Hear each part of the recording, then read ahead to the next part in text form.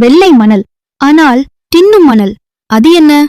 நீங்க நினைத்தது சரிதான். ஆமாங்க, அதுதான் சர்க்கரை.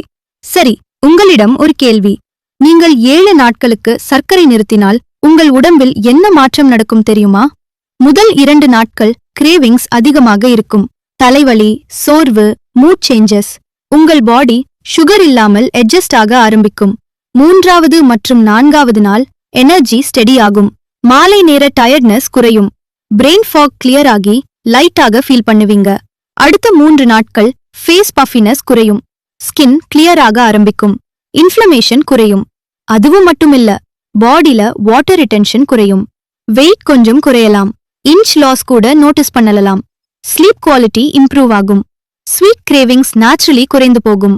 ஒரு உண்மை, நம்மில் பலர் தினமும் 17 டீஸ்பூன் ஆடட் சுகர் எடுத்துக்கொள்கிறோம். அது தேவையான அளவுக்கு 3 மடங்கு அதிகம். சிறிய மாற்றம், ஆனால் பெரிய இம்பாக்ட். சர்க்கரை குறைத்தால் உங்கள் பாடி தான் அந்த மாற்றத்தை காட்டும். இந்த தகவல்கள் பிடித்திருந்தால் லைக் பண்ணுங்க. முதல் தடவையாக இந்த சேனலை பாக்குறீங்கன்னா சப்ஸ்கிரைப் பண்ணிக்கோங்க. நன்றி.